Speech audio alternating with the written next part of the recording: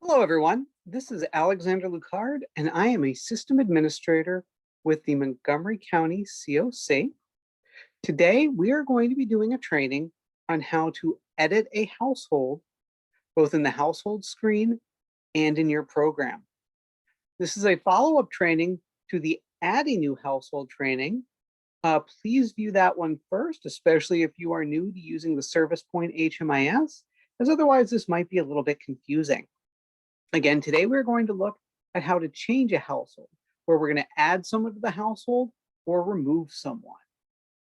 Now, with that first training that we did on how to create a household, we created the Jetsons.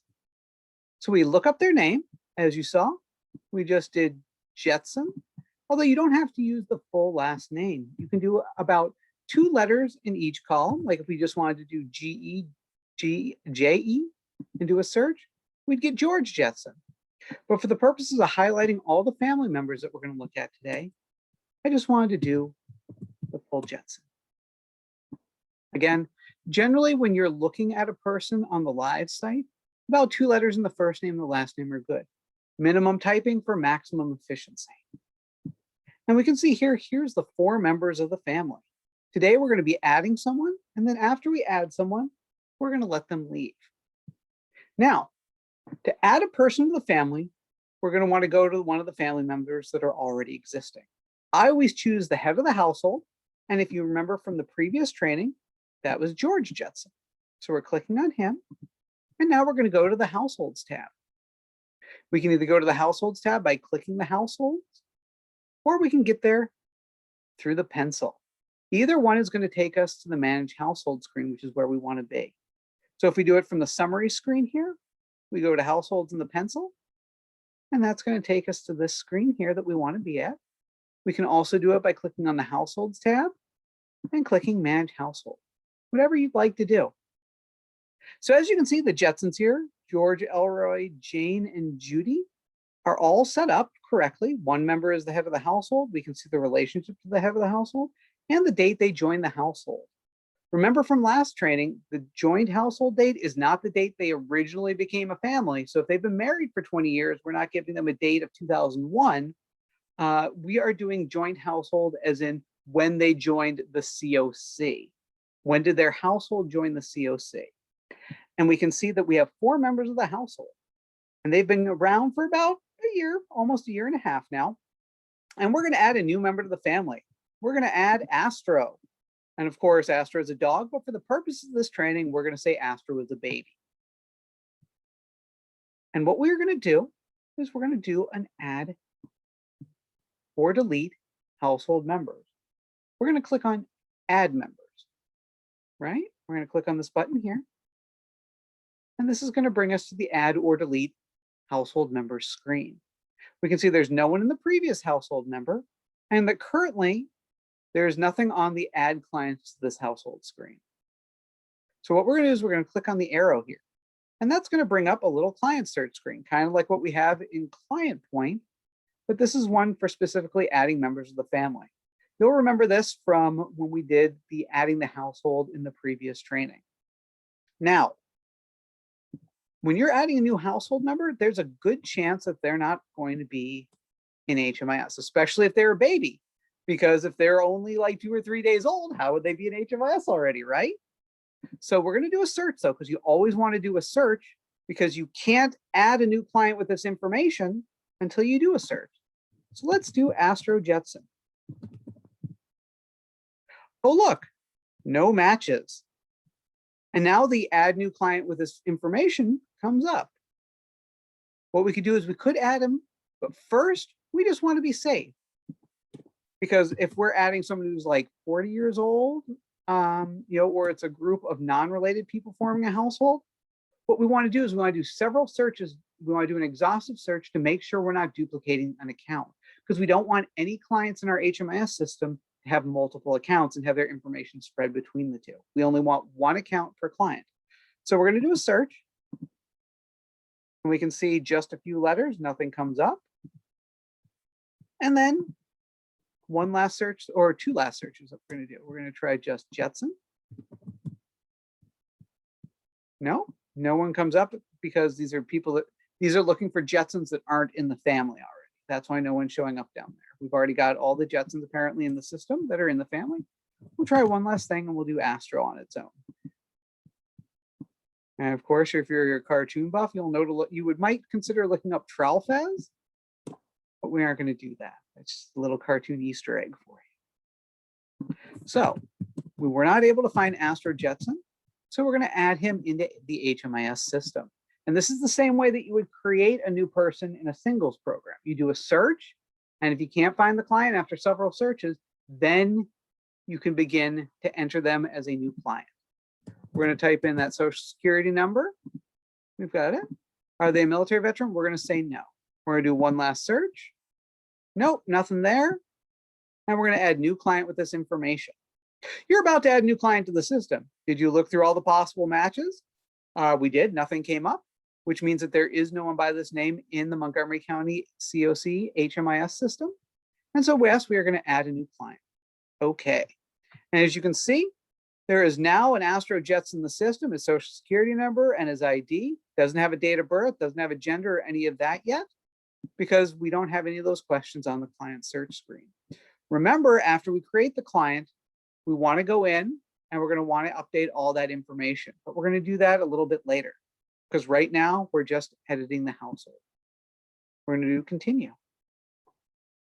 And now we can see that Astro has been added to the family. There he is. We don't have an age in for him because there isn't a date of birth in the system yet for him. And again, this is going to be what you go through almost every single time with a baby. Is he the head of the household? No, he's a baby.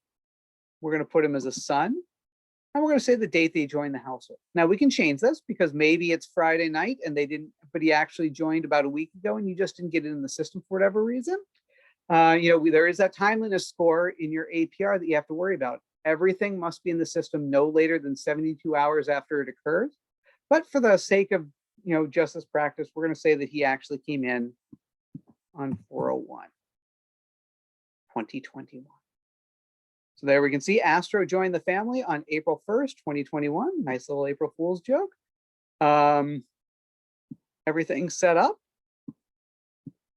We hit save and exit. And look, Astro's in the family. We've got a new member of the family, and we can also see the difference between when they joined. You see that 4/1/2021, when the rest of them are 1/1/2020. But we're not done yet. We have finished the household tab, but we still have to edit your program.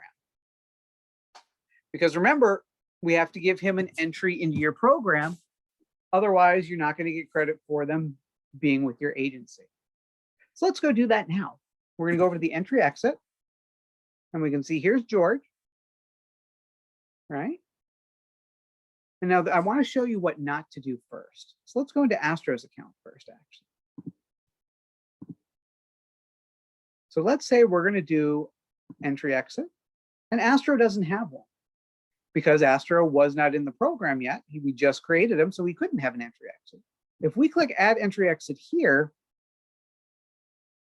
and we do all the family like we're supposed to do, and we create a new entry. And if you remember, we were doing HSP families. What this is going to do is create a double entry. So George, Elroy, Jane, and Judy, they're all going to have two entries on their file. One for 1/1/2020, which is what we're going to see them having for their entry. And then they're going to have the second entry here for 4/9/2021. We don't want that because we don't want to double up their entries. So what we want to do is instead of doing the entry through Astro, we want to do the entry through the head of the household, George here, right? And entry exit. Because you can see, hey, look, there's their entry.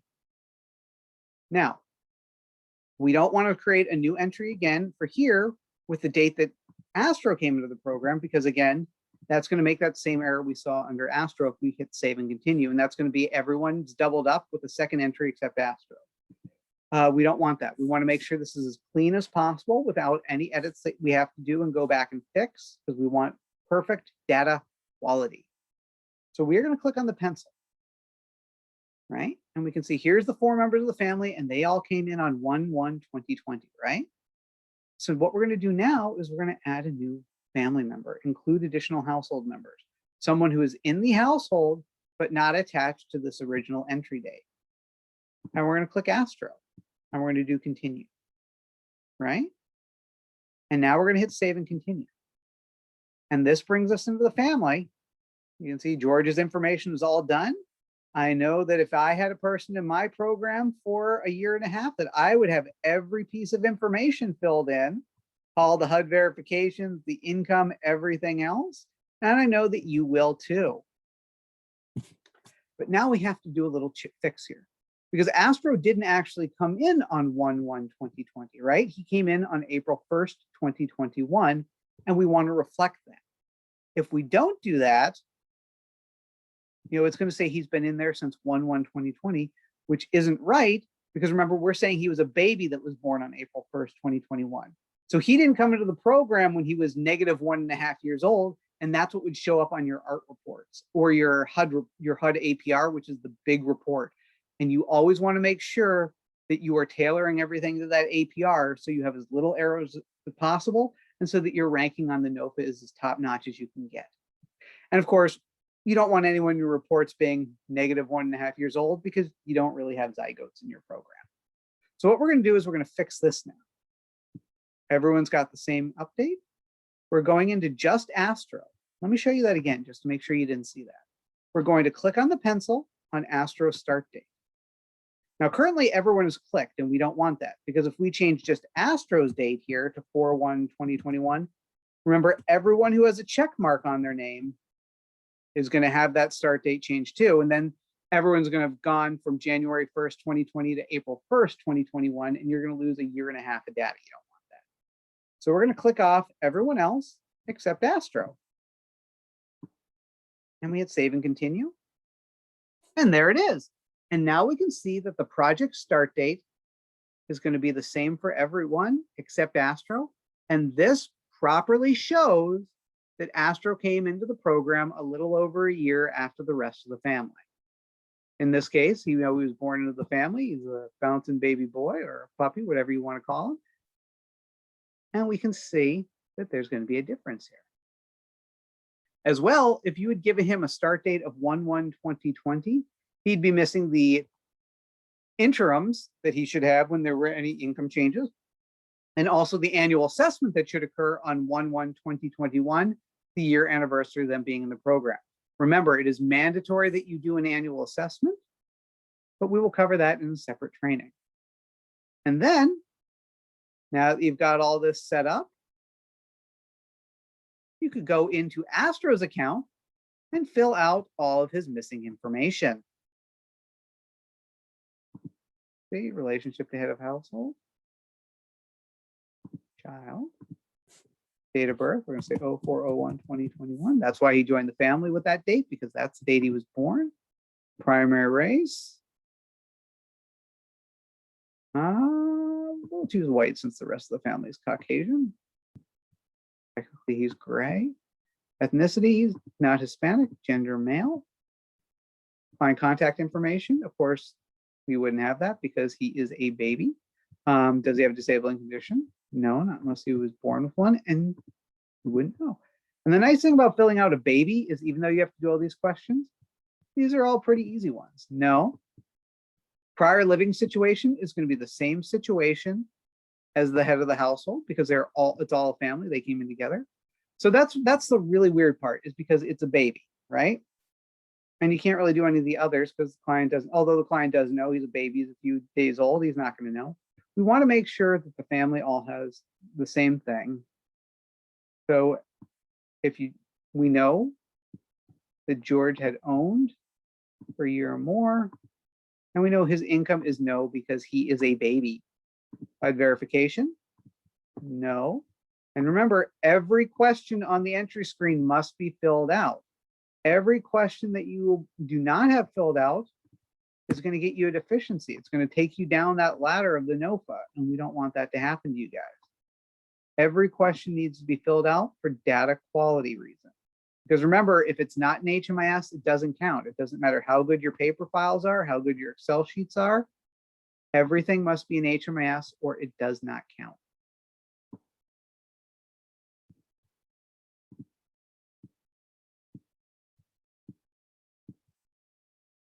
We just fill out as many questions as we can. For a baby, the housing move-in date is going to be the same as the start date. So just a quick reminder, and we'll cover this in a different training. There will be a separate training that you can watch that talks about the difference between start date and move-in date. But please remember that project start date is the date they say, yes, I want to be in your program, the day they agree to be in your program. And move-in date is the date they actually either physically move in or lease up, depending on your program type. So in this case, because the baby was born on the same day and he's just instantly in the program because it is a baby, the baby's going to have that move-in date of 4/01/2021. It's not often that you're going to have a start date and a move-in date, especially if you're like a rapid rehousing program or a permanent supportive housing program, because they agree and then that might take them a little bit to move in. But for babies, it's almost always going to be the same.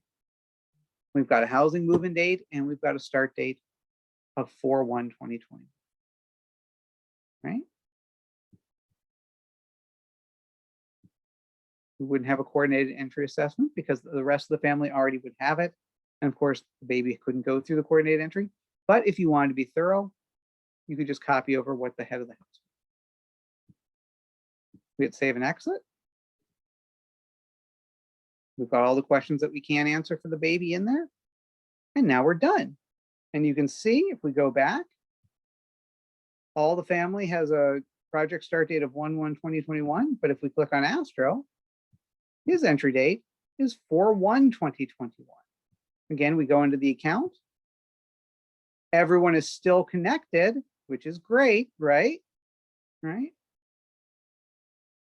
They are all together as a family. We didn't accidentally code Astro as a single on his own, despite being only a couple of days old. Everything looks great. And that's how you add a person to your household. Now, we're going to show you how to do it when a person leaves the household. Now, a person can leave a household for a lot of reasons. Maybe they die. Maybe they get divorced. Maybe CPS takes the child away. There's a lot of things, both good and bad, that can happen that could mean why a family member leaves the family. What we're going to do now is we're going to exit someone out just to show you how that looks. All right, we're going to do that with Judy. So again, we're going to go to manage household, and we can get there by one of two ways. We can either click on the pencil, and that's automatically going to take us into manage households. Or if you prefer to look at everything tab by tab, the summary screen's too busy for you, we click on a household and we click manage household. Either one takes you to the same place, same destination, just a different journey. And now we have the 5 family members. Now, when we added a family member, we did add delete household members, right? We don't want to do that when we exit a family member out, a single family member out. Here's why. We do add delete household members, right? If we click on the trash can to delete them, that's going to delete their association with the household completely. What this means is that their entire history will be erased, their entire connection with the family. We are literally deleting their relationship with the rest of the family. We don't want that. We just want to say this person's left the household. All right. So we don't go here. The only time we ever go here to remove someone is if we've accidentally put someone in with the same exact name as a family member, but it turns out to be a different person. So let's say you accidentally added the wrong Fred Johnson to a family. This is where you would remove them. You click on the trash can, you'd say, yes, I didn't mean to put them in, whoops, and they'd be gone. So if we actually just want to say, hey, this person left the family, not whoops, we made a mistake, we're going to click on these little red minus signs right here. All right. We'll click on the minus sign. Now we're going to say the date that they left the household. We're going to say Judy left today, which is April 9th, 2021, the day of this taping. But we can always change it. You can change it to whenever day they actually left, because sometimes a family won't tell you that a member's actually left until days, weeks, or God forbid, even months after this happened. So we want to get the actual date that they left the household. So you can change this here. We're going to hit save.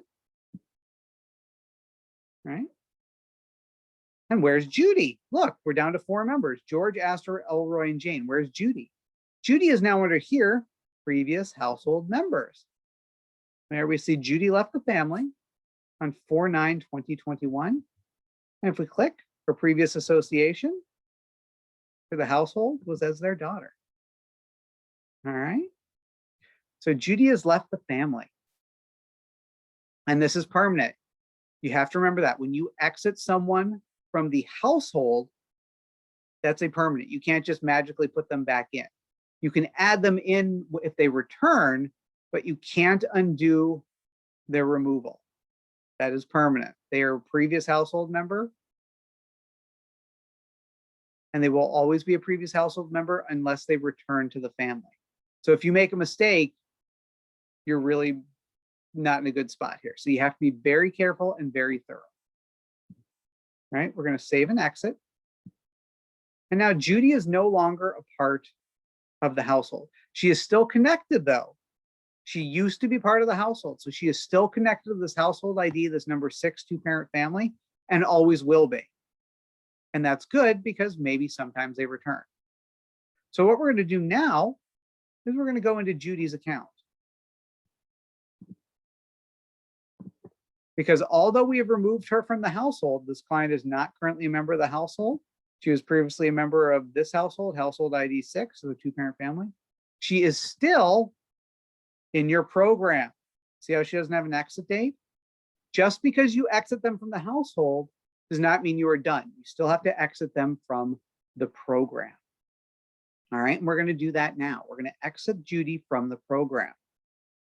We're going to go to the exit date, and we can see that she doesn't have an exit date. So we're going to click on the pencil.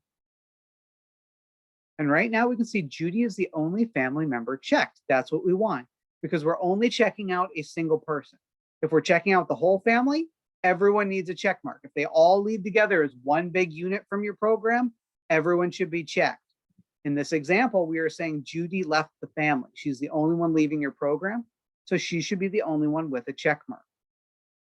We make sure we have the exit date. This is the day she left the household. This is the day she left the program, so that's good. What was the reason for leaving? We choose. We're going to choose completed program. We're going to give her a happy ending and destiny or destination, sorry. We can say, oh, let's do rental by client. No, I'm throwing subs. We hit save and continue. And that's it. We're done. And we can see there's Judy. The rest of the family is still connected. She's still connected as a previous member of the family. So we can see all the history here because this is the household members associated with this entry. They are a collective. Astro came in and Judy left about 8 days later. Hopefully there's no correlation there, but we can see that Judy left. The rest of the family is still in because they don't have an exit date and the program is completed. And now what you do is you do any cleanup for the program. So we can see, oh, look at all the stuff that Judy's missing that we should have put in on the entry. Let's go back to the entry and clean all of this up before we exit her from the program so we don't have all of these errors that will come up and ding our score in terms of data quality. Higher score data quality means higher tier rating, and that's what we want for you guys. So we'd go back to the entry, which we could do through these little bubbles here and clean up her information. And once you've done that, you're done. You've properly exited out a person from the household. We can see there's Judy. And if we look at, say, George, he still doesn't have an exit date, which is good because, again, we've shown that this is the current makeup of the family unit. One person's left, one person is entered. And the Jetsons, this is their new formation. This is their new household. And that's all there is to it. It can seem a little tricky, and it is easy to make mistakes by accidentally entering a new family member as a solo on their own, or accidentally changing everyone's entry date when you just want to change the new member's entry date.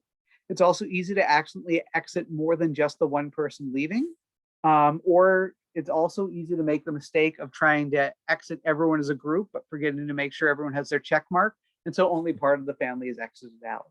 So we always want to be careful and thorough. Again, if you're not sure how to create a household from scratch, that was the previous training, and you should go back and watch that. This was a training to show you how to edit the household after they've been created, and also how to exit or enter someone into your program from that family if they come in past that original date. Thank you for joining me today. I hope this training was useful, and have a great rest of your time.